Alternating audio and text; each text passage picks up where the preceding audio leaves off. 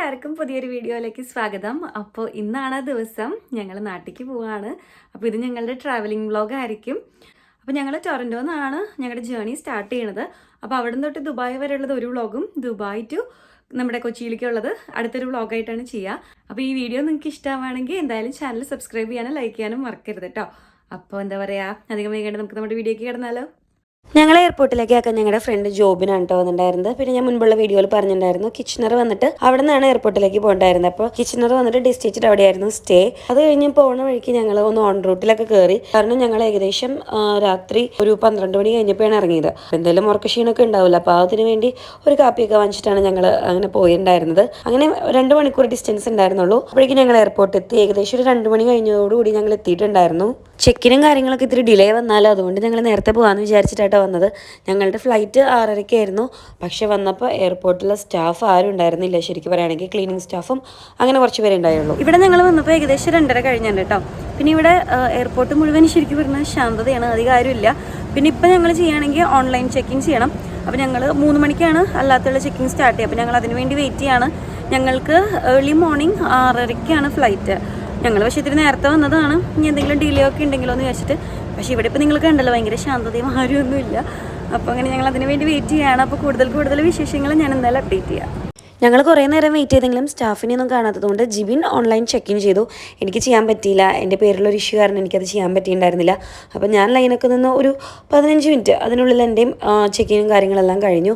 അത് കഴിഞ്ഞ് പിന്നെ ഞങ്ങൾ വേഗം തന്നെ സെക്യൂരിറ്റി ചെക്കും കാര്യങ്ങളൊക്കെ കഴിഞ്ഞ് ഞങ്ങൾ ഗേറ്റിൻ്റെ അടുത്തേക്ക് പോവാണ്.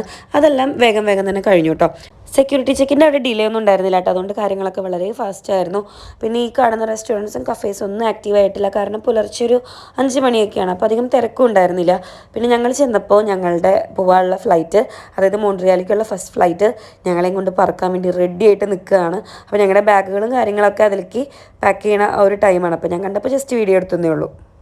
ഇനിയിപ്പോൾ ഏകദേശം 1 മണിക്കൂറും കൂടി ഞങ്ങൾക്ക് ഇവിടെ ഉണ്ട്. ഞങ്ങളുടെ ഫ്ലൈറ്റൊക്കെ ഇവിടെ ഉണ്ട്. അപ്പോൾ എന്താ പറയുക, ഇനിയിപ്പോൾ വെയിറ്റിംഗ് ആണത്. ഇവിടെ നിന്ന് ഞങ്ങൾ ഫസ്റ്റ് പോകുന്നത് ടൊറൻറ്റോ ടു മോൺട്രിയാലാണ്. പിന്നെ Montreal to Dubai, Dubai to Kochi, അങ്ങനെയാണ് ഞങ്ങളുടെ ഫ്ലൈറ്റ്. പിന്നെ ദുബായിൽ ഞങ്ങൾക്കൊരു 14 മണിക്കൂർ ലേ ഓവർ ഉണ്ട്. അപ്പോൾ അവിടെ വിസയും സ്റ്റേയും എല്ലാം അറേഞ്ച് ചെയ്തിട്ടുണ്ട്. അപ്പോൾ അങ്ങനെയായിരിക്കും ഇപ്രാവശ്യത്തെ ഞങ്ങളുടെ നാട്ടിലേക്കുള്ള എന്താ പറയുക ഒരു ട്രാവലിംഗ് രീതി. ആ 1 അവറൊക്കെ വളരെ വേഗത്തിലായിട്ട് പോയത്. നിങ്ങൾക്കിപ്പോൾ കണ്ടറിയാൻ ടൈമൊക്കെ മാറി വരുന്നുണ്ട്. പെട്ടെന്ന് തന്നെ ബോർഡിംഗ് കോളും ആയി. അപ്പോൾ ഞങ്ങൾ വേഗം എല്ലാവരും എഴുന്നേറ്റ് ലൈൻ നിൽക്കുകയാണ് ഇനി കയറാനുള്ളത്. അപ്പോൾ പെട്ടെന്നായിരുന്നു. അപ്പോൾ ഞങ്ങൾ വേഗം ബാഗൊക്കെ എടുത്ത് റെഡിയായി. പിന്നെ ഞങ്ങൾക്ക് അവിടെ നിന്ന് 2-3 മലയാളികളെയൊക്കെ പരിചയപ്പെട്ടു കേട്ടോ. നമ്മളുടെ സെയിം കൊച്ചിക്കുള്ള ആൾക്കാരാണ്.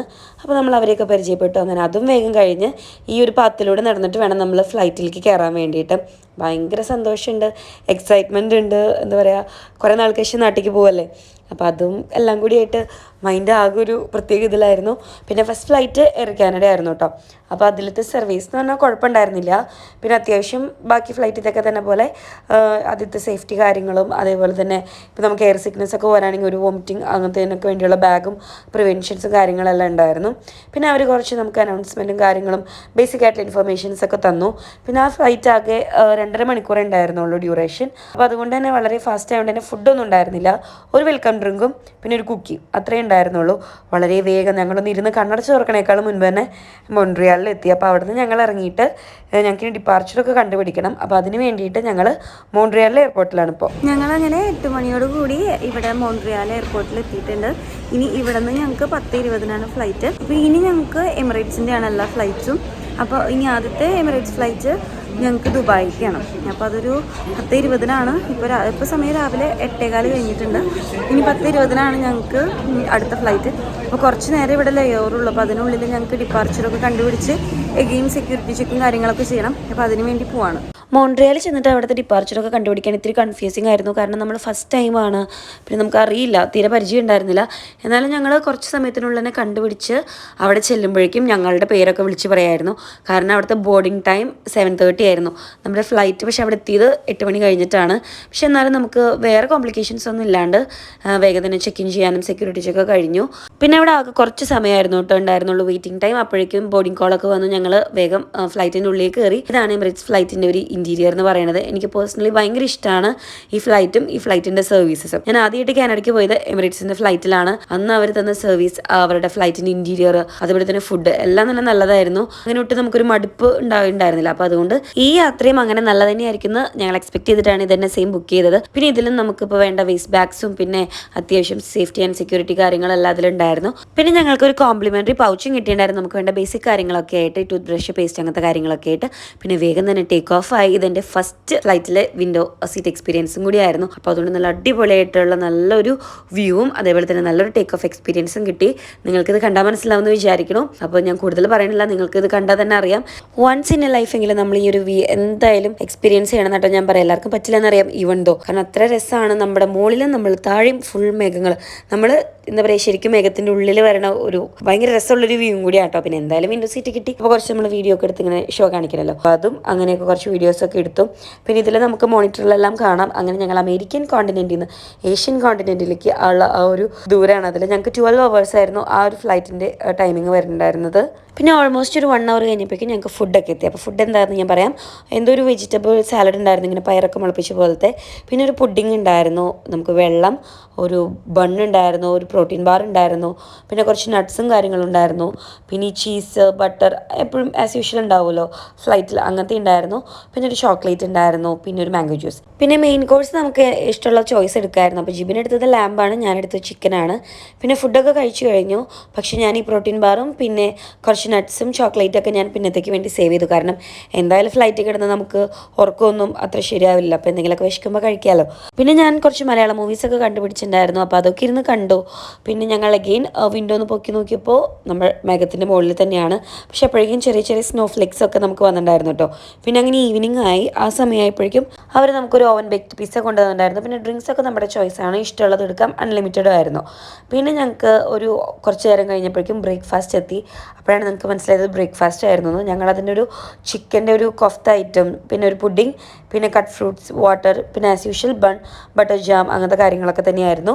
പിന്നെ അത് കഴിഞ്ഞ് നമ്മൾക്ക് ലാൻഡ് ചെയ്യുന്നേക്കാൾ തൊട്ട് മുൻപ് ഒരു വെറ്റാവിൽ കൊണ്ടു തന്നു കേട്ടോ. അപ്പോഴാണ് ഞങ്ങൾക്ക് മനസ്സിലായത് ഓക്കെ ഫ്ലൈറ്റ് നമ്മുടെ യാത്ര കഴിയാറായിന്ന്. അങ്ങനെ നോക്കിയപ്പോൾ പതുക്കെ പതുക്കെ നമുക്ക് സൺറൈസ് കണ്ടു തുടങ്ങി. അപ്പോൾ മനസ്സിലായി ഓക്കെ നമ്മൾ ദുബായിലെത്താറായി. അപ്പോൾ ഞങ്ങൾ മോണിറ്ററൊക്കെ എടുത്ത് നോക്കി. അങ്ങനെ പതുക്കെ പതുക്കെ നോക്കിയപ്പോൾ ദാ കാണുന്നു ദുബായ് ഇങ്ങനെ വിൻഡോ കൂടെ കണ്ടു തുടങ്ങി. അപ്പോൾ ഞങ്ങൾ മോണിറ്ററിൽ നോക്കിയപ്പോഴും നമുക്കിത് കാണാം.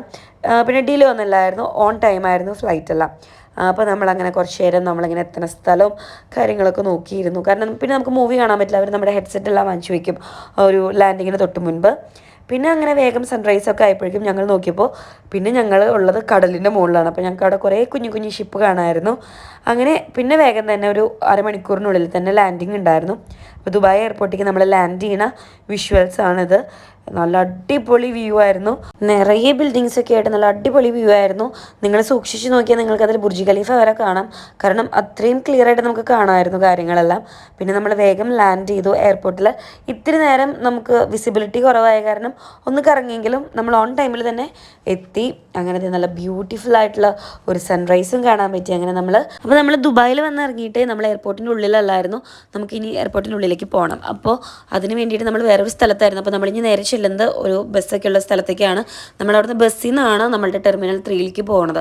അപ്പോൾ ഈ ബസ്സുകളൊക്കെ ഞങ്ങളെ വെയിറ്റ് ചെയ്ത് ലാൻഡിങ്ങിൻ്റെ സമയമായപ്പോഴേക്കും ഉണ്ടായിരുന്നു. അങ്ങനെ ഞങ്ങൾ ബസ്സിൽ കയറിയിട്ടാണ് എയർപോർട്ടിൻ്റെ ഉള്ളിലേക്ക് പോകുന്നത്. അപ്പോൾ ഇങ്ങനെ നിറച്ച് ഫ്ലൈറ്റ്സും കാര്യങ്ങളെല്ലാം അവിടെ ഉണ്ടായിരുന്നു. അതിൻ്റെ ഉള്ളിൽ കൂടി ഭയങ്കര എന്താ പറയുക റയറായിട്ടുള്ളൊരു ഓപ്പർച്യൂണിറ്റി കൂടി ആയിട്ട് എനിക്ക് തോന്നി. കാരണം ഞാൻ ഇതുവരെ ഇങ്ങനെ ട്രാവൽ ചെയ്തതിലൊന്നും ഇങ്ങനത്തെ ഒരു എക്സ്പീരിയൻസ് എനിക്ക് കിട്ടിയിട്ടുണ്ടായിരുന്നില്ല.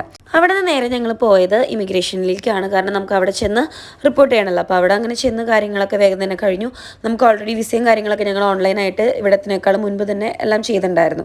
പിന്നെ നമുക്കത് കഴിഞ്ഞിട്ടുള്ളത് സ്റ്റേ ആണ്, ഹോട്ടൽ സ്റ്റേ ഉണ്ടായിരുന്നു. അപ്പോൾ അതിൻ്റെ ഹെൽപ്പ് ഡെസ്കിലേക്ക് പോകണം. അപ്പോൾ പോണ വഴിക്കുള്ള എയർപോർട്ടിൻ്റെ ഉള്ളിലത്തെ കാഴ്ചകളാട്ടോ ഇതൊക്കെ. പലരും വീഡിയോസിൽ കൂടിയൊക്കെ പറയണത് നിങ്ങൾ കേട്ടിട്ടുണ്ടാവില്ലേ, ദുബായ് എയർപോർട്ട് കാണാൻ ഒരുപാടുണ്ട്, അതേപോലെ തന്നെ ഒരുപാട് നടക്കാനുണ്ട്. ഞങ്ങൾ വേഗം തന്നെ പക്ഷേ കുറച്ച് കാഴ്ചകളൊക്കെ കണ്ടിട്ട് ഞങ്ങളുടെ എമിറേറ്റ്സിൻ്റെ ഹോട്ടൽ ഡെസ്കിലെത്തി. അവിടെ നിന്നാണ് ഞങ്ങൾ പിന്നെ ഞങ്ങളുടെ ഹോട്ടലിലേക്ക് പോണത്. അപ്പോൾ അതുകൊണ്ട് ഞങ്ങൾ അവിടെയാണ് വെയിറ്റ് ചെയ്തത്.